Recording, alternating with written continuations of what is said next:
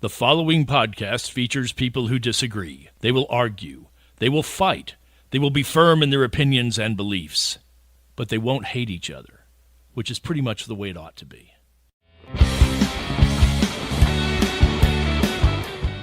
Hey everyone, welcome back to Opposite Ends Still Friends. I'm your host, Haley Bright. Like I've said before, this is not your average political podcast. I have Mike and Tim here with me, as always. Mike is a very liberal Democrat. Tim's a very conservative Republican. They strongly disagree on everything politically. But here's the key difference. They've managed to be best friends for over 40 years. So today we're picking up on last week's topic, are Trump's legal issues political persecution or legitimate prosecution? Tim, I know last week you held pretty strong that it was political persecution. What are your thoughts? You know, we talked last week about the case in New York where the attorney general and a judge did a bench judgment and awarded, I guess, the state, millions and millions of dollars, and really impaired. I mean, it is impairing Trump's ability with his balance sheet in this campaign. So, I think it's easy to see there's 7 different areas, 7 different, cases. Some of them are felonies, some of them are civil, some of them are just right to the Supreme Court, where Trump is actually being targeted with at the same time. And at the end of the day, I think I can make a clear case, Mike, that it's persecution, but the motive is to disrupt his ability to be in the election here in 2024. So basically, the basic thing is when anybody has this many, legal cases coming against him, he's got to spend time and money.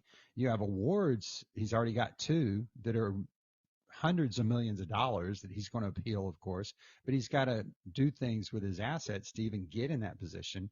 And that's right there, we talked about last week, is persecution for interfering with his ability to go into the election. I think the other one that Mike, if you want to talk about, is what's going on down there in Georgia in Fulton County, where, again, this is somebody, the local DA in a county, that sort of set up a case and sort of did shotgun. I forget how many people there are, but the game is Trump to say that he did something to influence Fulton County, and I think it even goes into Georgia. If he did do something, that's fine. There's a process for that, and I still trust our judicial system, especially with the Supreme Court ruling that came out, that sooner or later he's going to get justice. But to do this in the timing of the election year, and of course in Georgia that case, his little wheels have come off, but the premise of it is that, hey, let's just go after everybody, time it before the election. And really, I don't think in that case, Mike, you can correct me if I'm wrong, that he's going to get any kind of jail time, but it's to really taint his image. And again, all of these have the same basic thing, which you got to admit is used as time and money fighting it, which is an interference in the election. Trump doesn't need to have his image tainted. It's already tainted. This is a guy that incited an insurrection to overthrow a free and fair election, or a riot. If you want to say insurrection, you can say riot, simply because he could not accept losing. We discussed that in another podcast. We don't need to go there again. Now, as far as the New York case, the $355 million case, the judge thought it was a fair verdict. As far as the Georgia case, that is Trump actually on tape telling Raffensperger to find him votes. He said, you need to find 11,700 and some odd votes because that's one more than we had, and we know we won the state. And Raffensperger, to his great credit, refused. And again, Raffensperger is a Republican. All those Georgia guys were Republicans, and they were like right-wing Republicans too. Raffensperger and Sterling and all those guys were. So Trump is saying, find this. And there's nothing wrong with him saying, find me the votes. But then Trump says, and if you don't do it, it could affect you legally. And again, I paraphrase, but that's basically what he said. So that's not right. And Fani Willis did a RICO case against Trump. Now, there are issues of she's smart legally, but she's dumb personally. She had an affair with her prosecutor. Ethically, it's not good. Is it illegal? It's not illegal. Does it taint the case? It depends. The judge will make that decision. It only taints the case if he was paid and gave her money, which I don't think has been proven. It's proven they had an affair, and it's salacious, and it makes for great TV, but there's nothing else. To me, it's all smoke and mirrors. And the Trump's people are desperate to do anything to have a shiny object, to detract from what he actually did. Because as Fanny said when she was on the stand, she said, I'm not on trial here. This guy is on trial for trying to overturn an election, which is what it should be. And if the judge rules that she's okay to stay on the case, they're going to use this as grounds of appeal and all that. But it's all smoke and mirrors. There's nothing there. Now, Do you agree with that, Tim? Well, no, that's Mike. Let's back up. The DA is lying. I don't know how much you've kept up with. She's and lying. you know that And how? From the evidence that was presented, and she's What done evidence things was that? I'm just curious. Well, the big evidence, not only that people have stated, witnesses have stated they had started this relationship much earlier than she claimed. So that's the lie. And so second, Which has not been proven. One witness stated it, and she was not credible. The other guy, he was sending all these texts, and it sounded to me like he was more like an office gossip, like he was trying to talk himself up and go, oh, I know all this stuff. And then when he got on the stand, when he was under oath, he couldn't say he made it all up, but that's what it sounded like to me. So neither one of these witnesses was credible. Well, Mike, that's not true. You got to keep up. I don't know when you stopped watching it. So I do keep up. Lady, first and foremost, the one person that they brought, just the witness, I don't know why she's sitting incredible. She's the lady that You was mean the one that was friend. fired from the office? That one? I mean, the one that was the lady that was her The friend. one that had motivation to lie and slander these people? That one?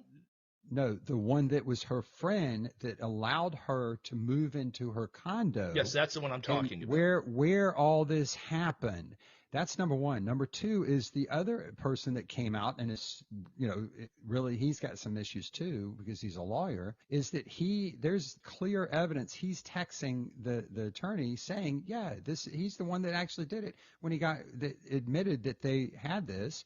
That helped fuel this whole ethics complaint to get her off. And then when he got on the stand, when he was under oath, he said he denied it all, or he said he couldn't remember, or what have you, because he was trying to be a big guy. He was sending all this stuff to the attorney going, ooh, I have all this knowledge and stuff, which anybody can do. But when you get on the stand and you really don't have the knowledge, he's not going to perjure himself.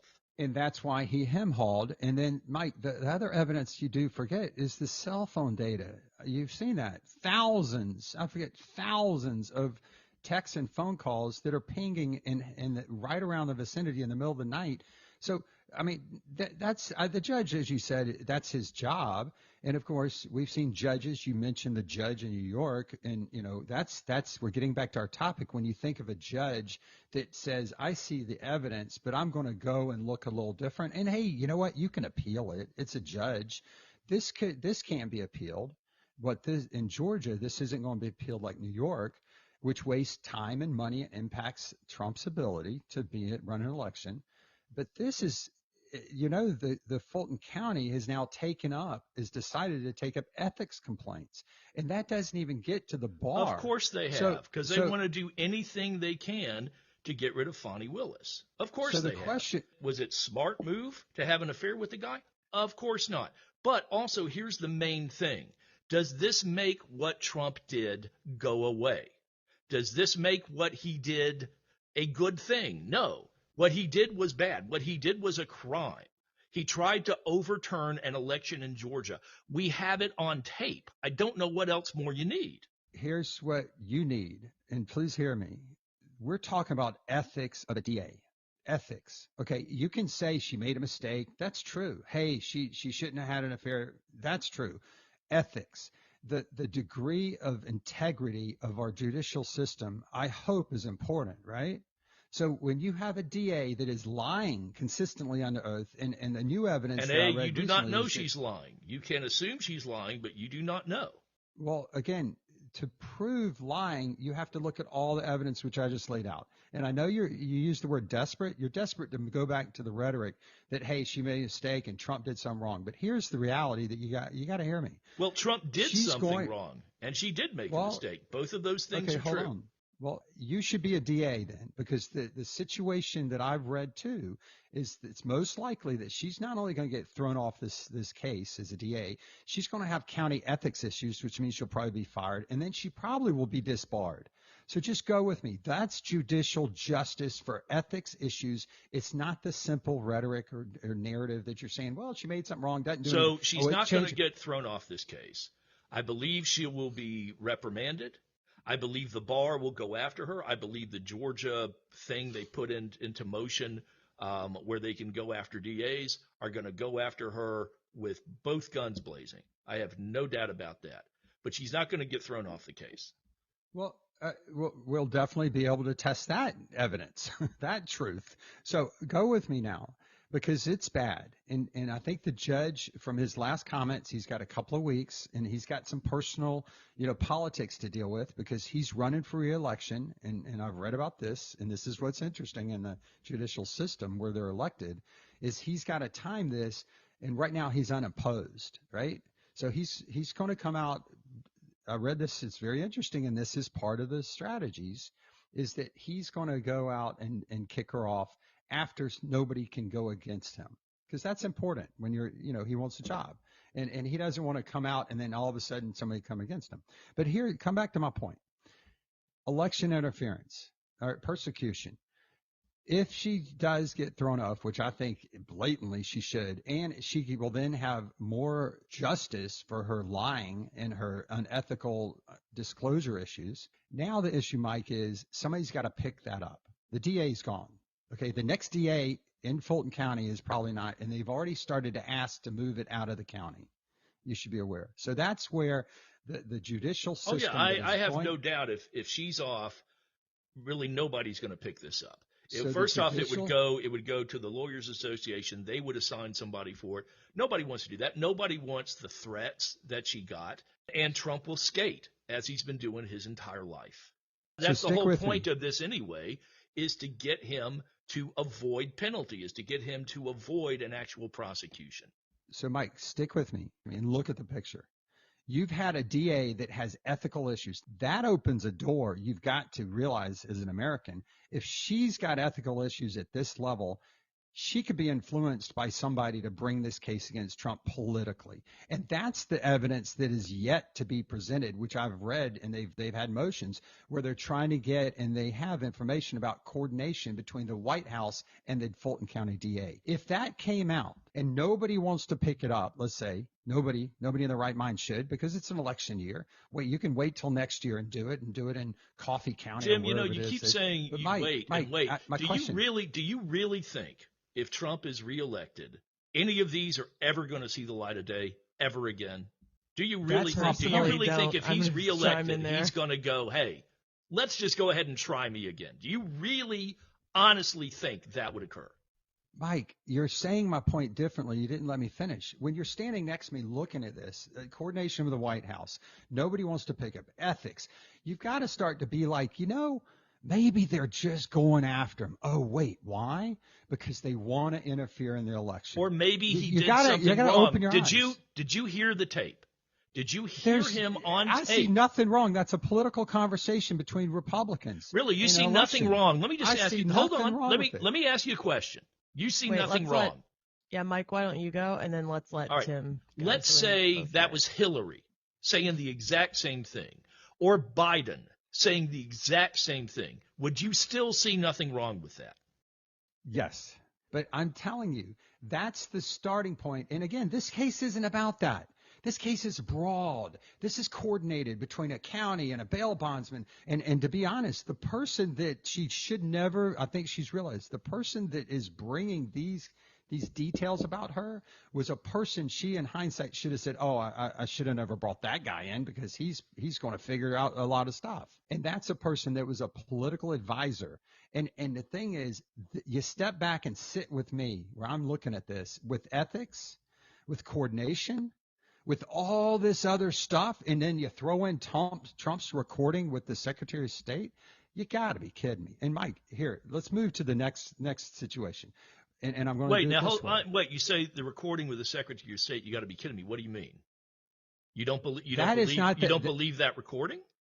No, I'm saying the DA did not. It's a whole smoke and mirrors. And by the way, she's gotten a lot of guilty. What is smoke and mirrors? That recording where he's actually caught on tape? No. What is smoke and mirrors? You explain what smoke and mirrors is in this.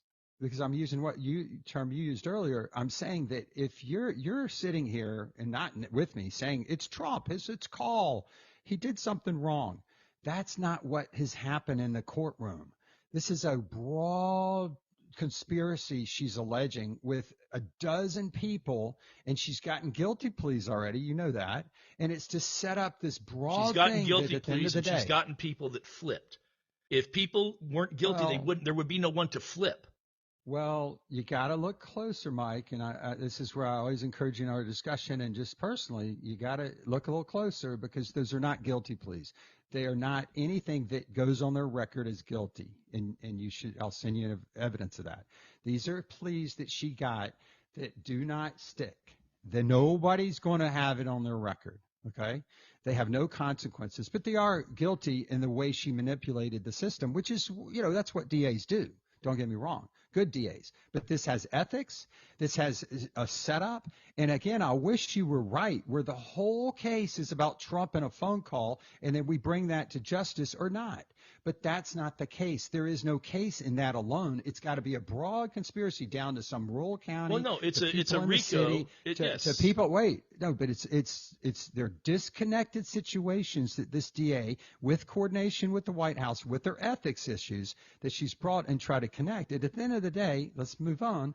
It's trying to hurt Trump's ability to time and money and image. I want to come back to that. You said that Trump's image is already crap. Well, that's not true. If he was, of course to it is.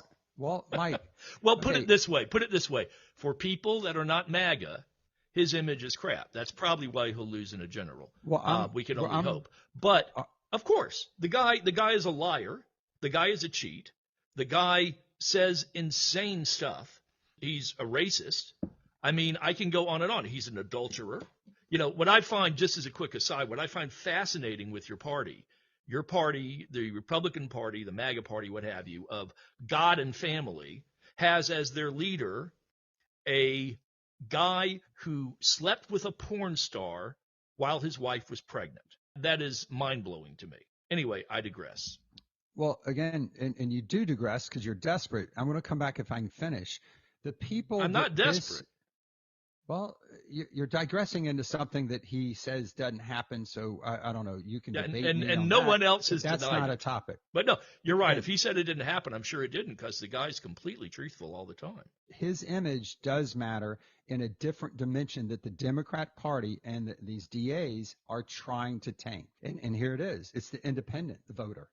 And those are the people that are like, I'm looking at policy. I look over each of these personal issues, all this stuff. They look across and they say, I'm looking at the future for this country. And there might be a good chunk of them in America, right? Believe it or not. And then they're saying, but Trump didn't get convicted on any of this, and they'll vote for him. But that's what they're after, is conviction. And you know this. So that's the persecution, to interfere with the voters, to interfere with the outcome. And it hits home with the other case in January 6th in D.C. And I think these are somewhat coordinated and tied.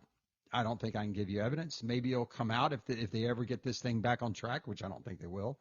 But the coordination of the White House with Jack Smith is the thing. And why? And here's the punchline, and then we can discuss it. And you tell me you don't see it. Jack Smith is after, just like Fannie Willis, of a conviction of something that Donald Trump did wrong. So then states that are blue can take him off the ballot. And the fact is, 3 of them already took it off, and the Supreme Court had to respond 9-0 and say that's wrong. Well, so yeah, and I told you that was going to go nowhere. So when you keep saying this is all part of that master plan, it's not. It didn't go anywhere. It's not going to go anywhere. So that wasn't a master plan. Anybody who thought about it knew it. So that's it. So this goes back to moving from Fulton County against Trump, and then January 6th against Trump, and then states taking them off. So you're speaking, I think you're not as leftist as I thought, because there's a lot of people that you can see in the news and the media saying they need to throw away the Supreme Court. The Supreme Court is done something wrong. So you're saying the Supreme Court has done the correct action, 9-0. No, I think Off. he should never run for office again. I think he should never be allowed. I think he should never be near office again. But I also get the Supreme Court's thing. You can't have one state saying you're not on the ballot and another state saying you are on the ballot. It would create chaos. Also, what's to stop somebody from saying some crap about Biden or whoever the Democratic nominee is and saying, well, they can't be on the ballot. So while I personally think he should be nowhere ever near a ballot again, I get what the Supreme Court did. And while I'm not thrilled about the decision, I do think it was a correct legal decision to say this cannot be a state's issue. And you understand, put a little point of that, the Supreme Court actually wasn't after equalizing states or whatever you're talking about. They're literally saying people like you voiced your opinion. You don't want them on the ballot. You wish you weren't on the ballot. People like you, like the Secretary of State of Colorado, is somebody just like you. And then they make a decision in their state process to rip them off the ballot because of the situation in D.C. court with Jack Smith and Fani Willis, that he did things, conspiracy and insurrection, so they have a right to rip him off. The Supreme Court said, no, you do not. And that is huge.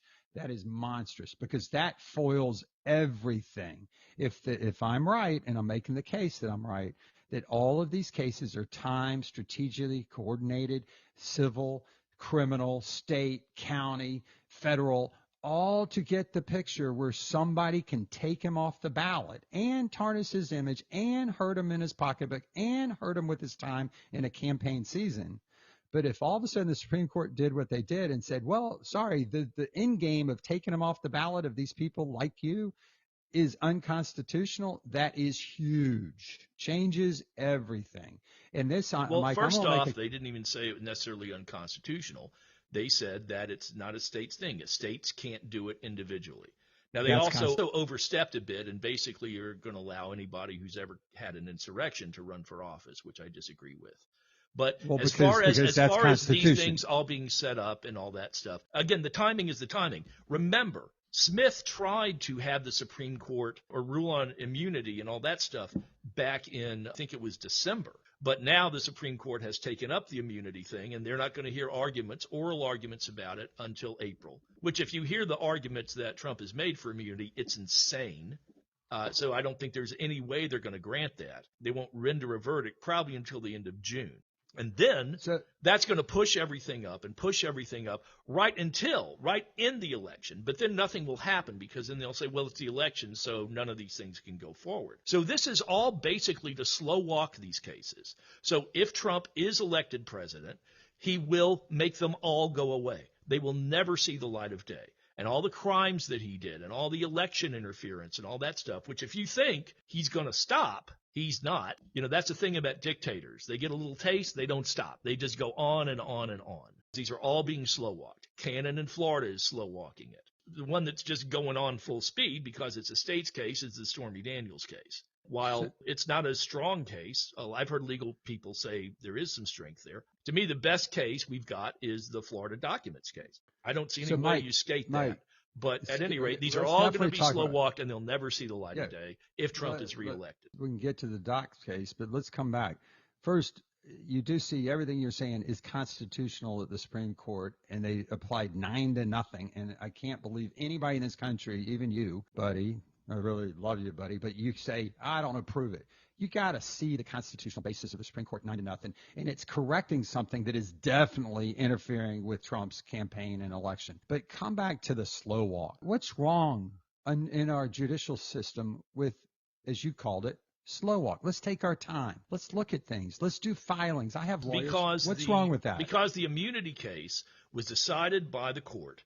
That was 3 justices, and they wrote a perfect summation. Arguments were excellent. In fact, so many legal scholars were shocked that the court took this up because the arguments are mental. They're insane. Basically, Trump is arguing that anything he does in office, he gets immunity from. Where does he get that idea? Anything. He just make that up? As his attorney said, or as his attorney clarified, he could order SEAL Team 6 to kill his political opponent. And if he's not impeached, he skates. That is insane. And remember, if it works for Trump, it works for Biden too. So Why the fact that the wait, Supreme Court would even take this up, to me, is I know why they took it up. Because, again, it slow walks everything. It pushes everything. so I got two questions now. I had one that I want you to just talk to me. Why is slow walking in a judicial case with this magnitude not a good thing? Because I'm for justice. Second, that you just brought up. Second, so you mentioned how that Jack was wanting to skip the appellate and go right to the Supreme Court, and that didn't happen. I think he said that. So that he was trying to speed it up. It went to the appellate, and now the normal process is to appeal it and go to the Supreme Court. And if they pick it up, you should trust them. I do. And they're going to do a fair decision based on the Constitution. And so the second question is, where did Trump get these arguments? He just made them up like, hey, I can do whatever I want. Trump believes that a president is a king. Okay, He believes. That's why. It's his idea. If you listen to what he said, he was talking about, and I forget the clause, and maybe it's the Constitution or what have you, where he said, "I can do whatever I want." And he just made that up. He just made that up. Is what you're saying? He does. He's not a smart guy. He misunderstood it, or he had attorneys tell him that. But it's not accurate. Okay, what's the constant? Let's get to the Supreme Court, because that's constitutional. That's not state law. That's not D.C. law. So what in the Constitution could give Trump's lawyers, because he's a dimwit, I guess, to say his opinion that I can do what I want?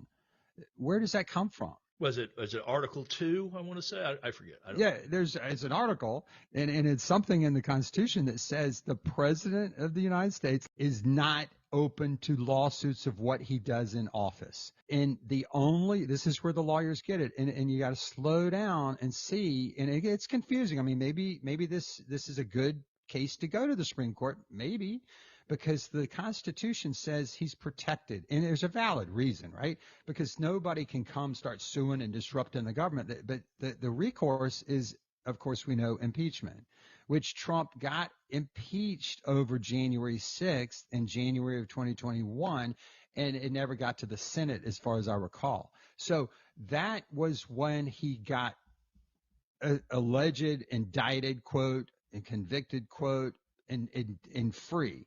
That's the legal case which he's making. And the now, reason it never got to the Senate is because you're not a lawyer. Mitch McConnell and those guys said, you know what? Mitch McConnell in particular said, and again I paraphrase, that there's a legal remedy for this. So there's no reason to impeach him. He's basically out of the office. Is he a lawyer? So there's a legal remedy. Mitch McConnell?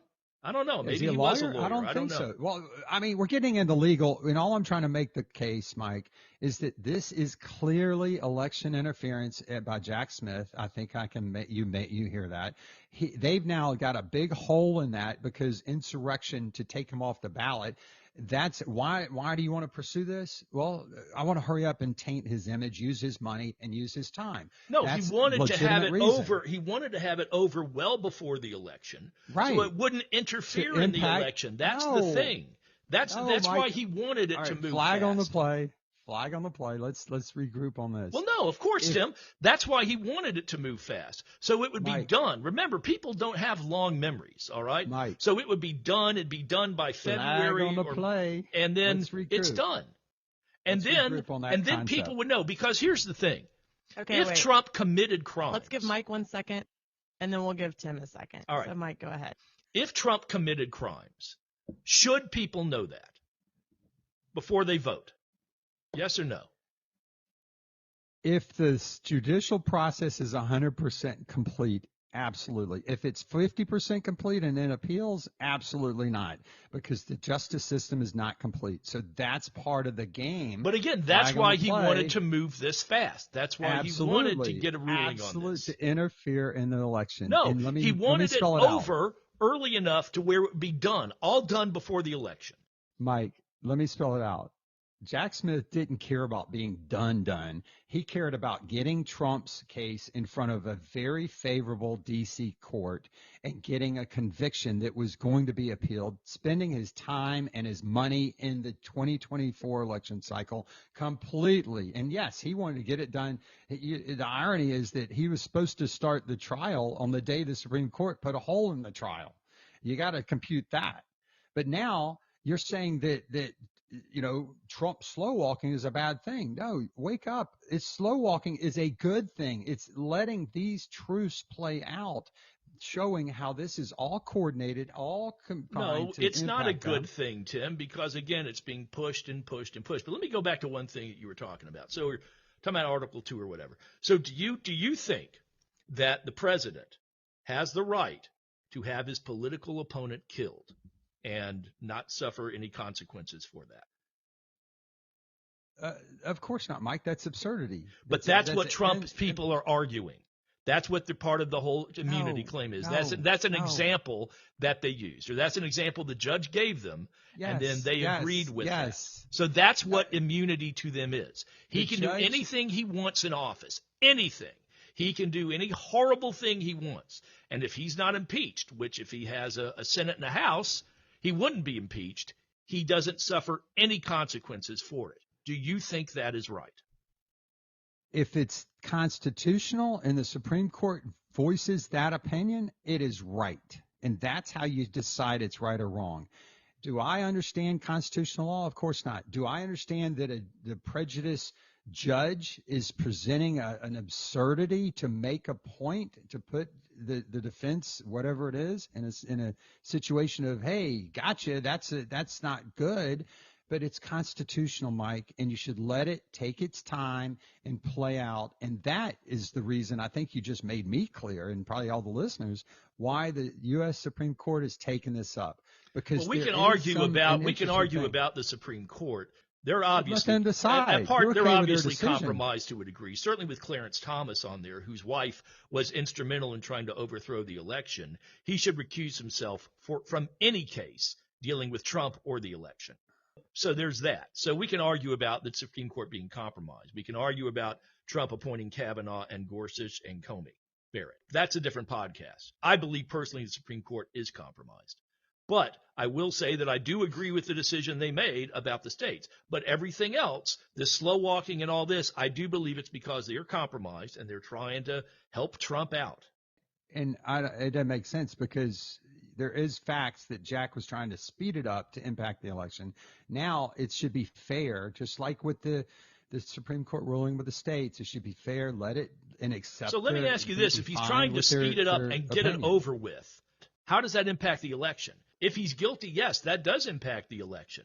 But if he's innocent, that impacts the election as well. So Smith was trying to speed it up to get it over with so it wouldn't be in trial during the election around October, November, or whenever it's going to be, which again, it won't be because by the time all this slow walking is done, they will say, well, we're 60 days out from the election or whatever, and we can't have the trial. So it will be pushed until after Trump hopefully will not be reelected. But if he is, as I've said, these will all go away. We will never hear another one of these ever again. They'll all just disappear into the ether. Everything, even the state's case. If that happens, Mike, you should probably sit back and say that was probably good for our country. The thing about I absolutely would not say that because, well, Tim, because if you open your mind and you open your eyes and you listen to the tapes, we have him on tape. We have him on tape for the Mar-a-Lago documents. We have him on tape for trying to overthrow the Georgia election. Okay, this is where, of course, clear to see you're very opinionated and you are literally, he's guilty and now he needs to prove himself innocent. That's not American, and that's what you just said. He did none of that. He did none of that in Georgia. And we were talking about January 6th. So you didn't hear the Georgia tape? It was fine. It was politics. If Hillary did it or Biden did it, let me just be clear. It was politics to say, find me these votes. And if you don't find the votes, you're going to be in trouble legally. That's politics. That's complete politics. That's literally 101 politics. But come back to January 6th. Really, to threaten somebody with legal trouble is politics? He wasn't threatening, Mike. It's politics. Just take a deep breather. It's politics. January 6th is another thing. Because you asked a question and then you kept going. But January 6th, Jack Smith, and you know it better than me, you follow it closer, but he started this to go into the D.C. courts to get a conviction with the D.C. jury, and that would have happened when? Probably next month, which meant in the middle of the campaign, not only is he doing what you're saying, I get it. Hey, y'all need to look here, and that's election interference. But Trump then would immediately appeal it and never get out from under it. And it's specifically why he timed it the way he did. And here's the interesting fact about the D.C. court. I was looking at the election they had, the primary. D.C. has 700,000 voters in the district. You know how many voters voted for Trump in the primary? Nikki won. How many votes did he pick up in D.C.? Donald Trump. There weren't many because they can't stand him. You want to take a guess? Haley, you want to guess? How many votes out of 7,000 voters, predominantly Democrat, but maybe they're voting in the Republican primary? How many votes you think he got in D.C.? And it just reflects the case of him bringing it with a jury that's going to convict him if he got a chance, which will be appealed in a more favorable, fair area. You want to guess how many votes he got? You said probably 2,000. Under 700. Oh, wow. So, Mike, the point is that this is D.C. It's strategic. It's timed. It's interference. It's persecution under our topic today. And now let's go to the documents. I know you're just dying to go to the documents. This is where it started. And do you know Trump's arguments against the indictments there?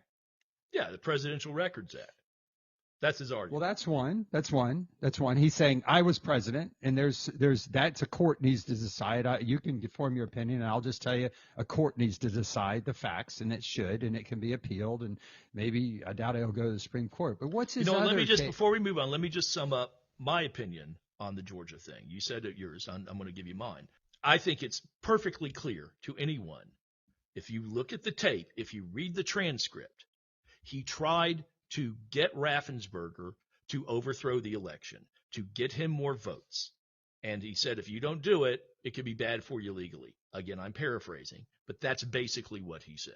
He threatened.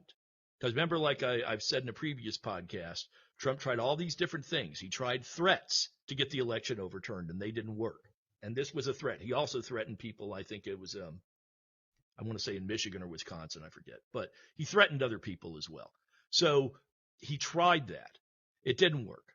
So as far as the Georgia case goes, to me, that tape is clear as a bell.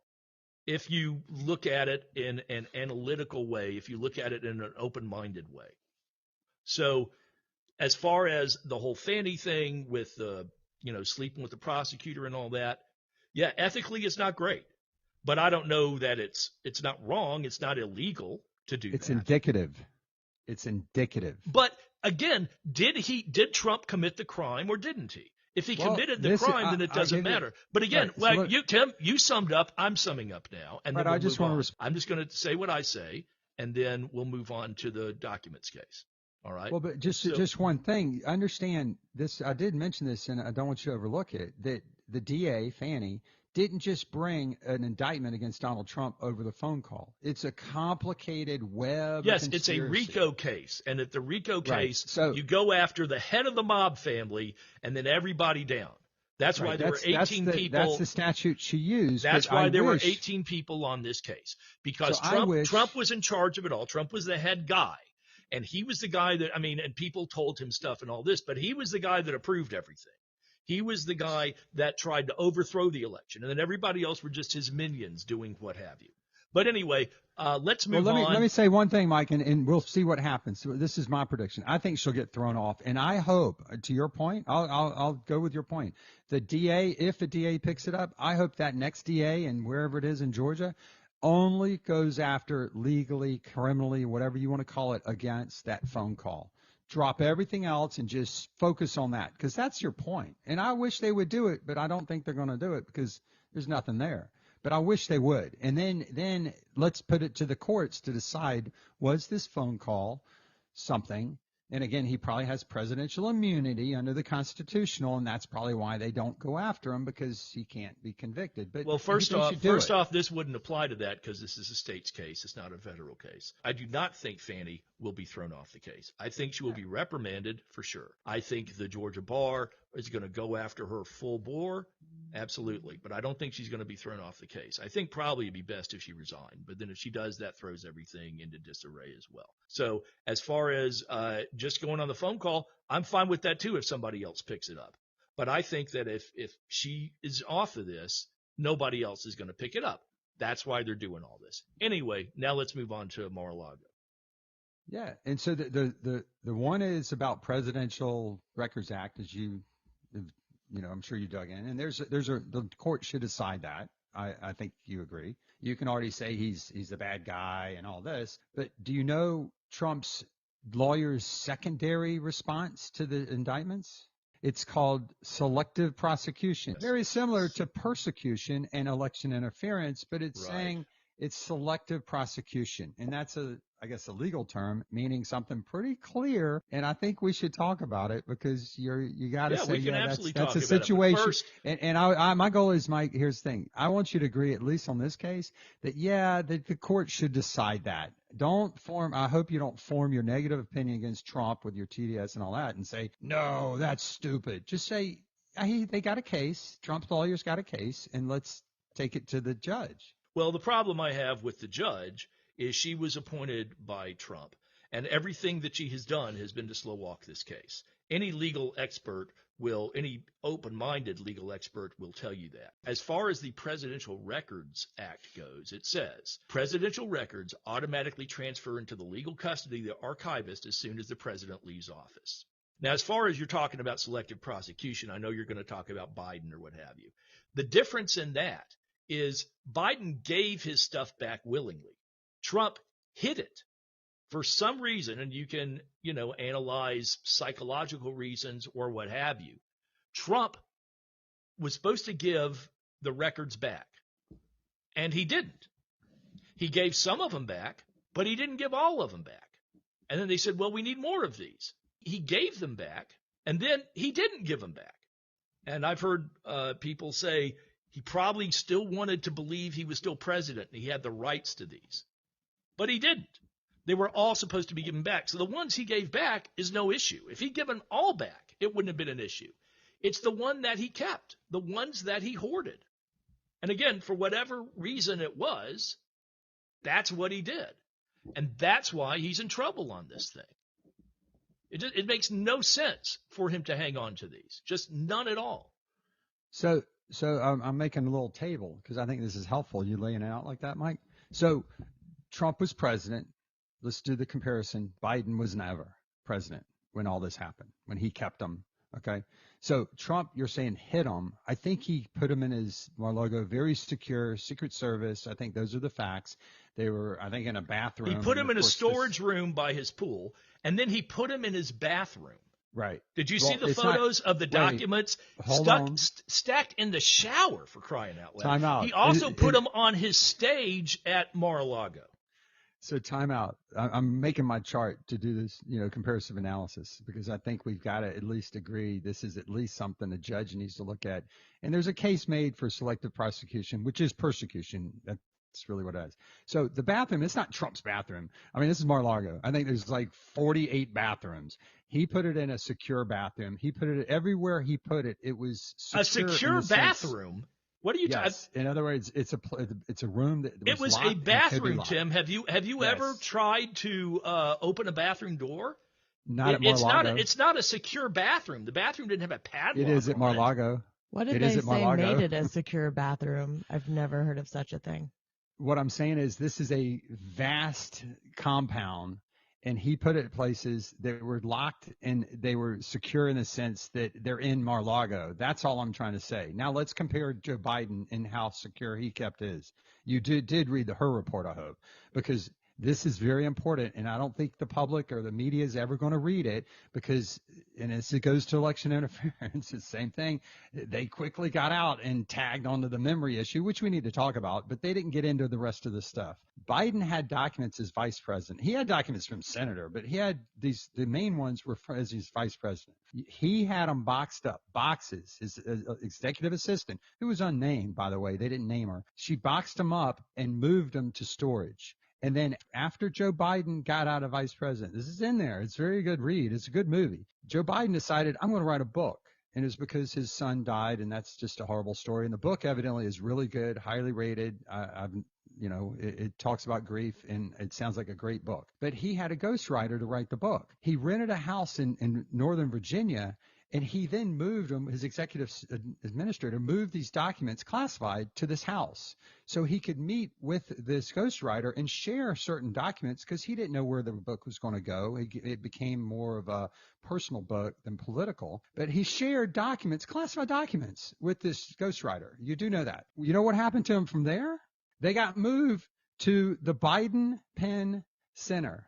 Okay. And I always thought, until I was reading the Her report when it came out, I thought when it came on the news, well, that's where they found some at a certain point in time. But it's not clear, but the Her report makes it clear. The executive assistants, because the book's done, it's sometime 2019, they move them to this place. I thought that was at University of Pennsylvania, the Penn Center in Philly. No, it's a few blocks down from the White House. It's a brand new building that the Penn and Biden put together. It's a think tank. This building has a guard at the front door, and these documents were in an office that had no lock on the door.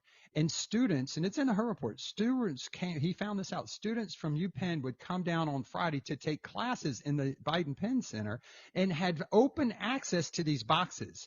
The door that this was in, the documents were in while they were in the center, and she just put them there as temporary because he did come in every now and then. It had no lock on the door. It had a panic lock on the inside, which makes sense if he's in there and something happens, he can lock it. It was a free, open, publicly, students, anybody, and they had Chinese people coming in there for seminars, was wide open. At some point, they were like, hey, we got to move these, and they moved him to his garage in his house, and that's with Hunter Biden, and they put him there, and they just got strewed around in the garage. Okay, at least they were in his house. That's much better than where he kept them before. So from the Her report, after being given multiple chances to return classified documents and avoid prosecution, Mr. Trump allegedly did the opposite. According to the indictment, he not only refused to return the documents for many months, but he also obstructed justice by enlisting others to destroy evidence and then to lie about it, Her's report stated. Mr. Biden did not willfully retain these documents, and that they could plausibly have been brought to these locations by mistake. So there you go. That's basically it. Biden had documents. They found them. They returned them. Trump had documents. He gave some of them back, but he kept others. He showed them to people that were not classified. That is actually on tape. Biden's stuff was in notebooks. I don't think any of them were really heavily classified, certainly not the way Trump's were. Trump showed plans to invade Iran. Let me play you this, because I think this is fascinating. So hold on. This is Trump actually on tape. This is as close to a smoking gun as I think you will ever hear. It just came out. Look. This was him. They presented me this. Just off the record, but they presented me this. This was him. This was the Defense Department and him.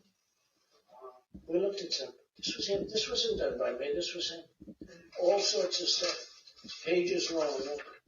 Let's see here. Yeah. I just, isn't that amazing? This totally wins my case, you know. Mm-hmm. Except it is like highly confidential, secret. There's a secret information. Look at this. You attack. And Hillary would print that out all the time. She sent it to Anthony Weiner, the pervert. By the way, isn't that incredible? Yeah. I was just saying, because we were talking about it. And he said he wanted to attack Iran and what? He said this was done by the military, given to me. I think we can probably, right? We'll have to see. Yeah, we'll have to try to declassify. Figure out See, as president, I could have declassified it. Now I can't, but this is classic. Okay, did you hear that? He said he could have declassified it, but now he can't. So he admits on tape these are not declassified documents. I mean, that to me that's it right there. He was talking to Mark Meadows' biographers, thinking that, I mean, they were all friendly to him. You could hear in the conversation, but they actually went after the documents thing came out and said, hey, we've got this tape of him saying these are classified documents. So again, Biden returned his stuff. Trump kept his. Now, again, you can say, why? I don't know. Mental reasons? I don't know. Nefarious reasons? Who knows? Well, that's what happened. So Mike, let's summarize. And by the way, who was he speaking to in that? You said some biography. Who are they? Who are these people? was it like Biden a ghostwriter? Was it somebody that was going to gleam and write a book? Who was the people he was speaking to? These were Mark Meadows' biographers that he was What does that talking mean, to. though? Who are they? They were Were writing these a people? book on Mark Meadows, who was his chief of staff, and they were doing an interview with Trump, and they recorded Okay, so it, and that's do you, what that was. these guys are ghostwriters, like, writing a book. But They're it's biographers, yes. okay. So that's because Biden had a ghostwriter, and that's a term I'm not familiar with, but I mean it makes sense. But so you're laid out three things, which are on my initial table, right? So one, he's sharing, and I think he's just sort of holding them up, maybe, and pointing to them, or do you think he passed it around and they read it? It sounds like more he's describing it and has a little bit of No, hubris. Tim, you can hear the documents wrinkling. He's going, here, Right. look at this, look at this. I mean, okay, so fair enough. He's showing these people on this recording that they're recording, I guess, because they're the ghostwriter, and they're showing him that. So he's sharing a visual and having a little bit of, saying, hey, whatever about me. I got it. So that's something. And then we got to go back to the security, which hopefully you'll hear me and read yourself. The security is ridiculous to say Trump versus Biden. Biden just threw these things around and didn't care. That's easy to throw to say, oh, it's his personal notebook. That's not really true. These are classified documents. The other thing is about giving back. I mean, I understand there's some politics, and he's got to do a little contrast because, you got a case. He doesn't want to totally blow it up and make the case for Trump's lawyers about, selective persecution. But he's saying that, the quotes that you didn't read, and I got it right here, was that he said that Biden willfully retained and disclosed classified materials. Sounds about the same, and shouldn't face criminal charges in part because, quote, a jury may find the president as an elderly man with a poor memory, and he talks a little bit more about that. So he's saying, I'm not going to charge because of his mental situation, which again is the thing that made the press. And which nobody wants again to read was a her. cheap shot that he took because again, he was trying to appease Trump. But Tim, So- here's the thing. Wait, Biden gave his documents back. They were found, they were returned. I was about to get to Trump did not. And he lied about it. That's what doesn't make any sense. He returned some documents, and then he kept some documents, and then they asked him for more, and he actually had the lawyer sign and said, this is all there is. But that wasn't true. And then he also had people trying to delete video footage. He tried to obstruct the investigation. It's insane. And granted, yes, Biden shouldn't have had the documents. Pence shouldn't have had the documents. Trump shouldn't have had the documents. The difference is Biden and Pence both returned theirs willingly. Trump did not. Trump lied about it. He tried to obstruct. So, That's Mike, nuts. this goes to the Presidential Records Act, which I think you agreed with me. That's a legal thing that, handed to the courts and trust they'll sort it out. But I want to come back to you got to come back to comparing for the case Trump's making about selective persecution. So security, I think and let's try you to don't make want this our last point because right. we're I want to rail it podcast. down. I'm nailing this down. So security, definitely the Her report really looks negatively at Biden. Okay. The fact that they gave back, Biden didn't give it back until he was caught. It doesn't give a big sloppy kiss to Trump either. Let me finish. And then, I'll get to the thing that's the killer, because I hear your video and you should never be sharing these things. And I think I agree with you. But the thing that they gave back, the press, and you're repeating it, that they gave it back, but he gave back after he was caught after all this. Biden made comments after the Jack Smith went out and did these indictments that it is unheard of. I forget his quote. It is unbelievable a president would do this. He had been doing it for years. And here's the thing I'm going to read from the Her report. You got to hear this. Mr. Biden wrote in his 27 and 2017 memoirs with the help of a ghostwriter. In a recorded conversation with his ghostwriter in February of 2017, this is her. And by the way, the ghostwriter, when they went to talk to him, he deleted all his recordings. But the Her actually went and got his computer and recovered them. So they just hit delete. I don't know why he deleted them, but he did. Sort of interesting. But it says here, a month after he left office, Mr. Biden said, this is Her report, while referencing the 2019 Thanksgiving memo, that he had just found all the classified stuff downstairs. That's on a recording with a ghostwriter, and he's sharing it with his ghostwriter. And it says at the time he was renting a home, which I mentioned, in Virginia, which he met his ghostwriter to work on a second memoir. So apples to apples now. This is a president, sort of hubris, I've heard in his voice, but you're right. He's making some statements that are troubling. Let's take it to court under the Presidential Records Act. And, hey, at least he didn't give it to the guy. Biden is given these things. He went and he said he testified, he got the classified materials and brought them up and shared them. That's a big deal. And now, we don't know what the classified materials were. We do know that Trump had the most extensive, the most serious classified materials. But anyway, there's a lot more to talk about on this, Haley, but I think we got to wrap it up for now. I think so too. So what I want you guys to do, as we've done in previous episodes, is go ahead, take like maybe 3 sentences and wrap up what the other person has said today. Basically, we're showing everyone, hey, we listen to each other. We're still friends, even though we disagree politically. So Mike, go ahead, wrap up what Tim said. Okay. Basically, it's all a setup for Trump. It's all a government plot. And Trump didn't do anything different than what Biden did. Okay, Tim, go ahead and wrap up what Mike said. Well, again, it's similar to before, Trump, but, the documents, you definitely believe he's done something much worse and should get the justice. And then as far as the Georgia and the January 6th, you, again, think that he's done something wrong. And, even though there's hiccups in those cases, they should be going as fast as possible to show us how wrong he's done things in the past. Nice. Well, that was a little opinion in there, Tim, but we'll let it slide. All right. Well, I think you guys both have a little opinion wrapping up each other's, but I think that's okay. That's why we're doing this podcast. So that wraps up today's episode. Was it political persecution or prosecution? You guys leave us a comment. Let us know what you think.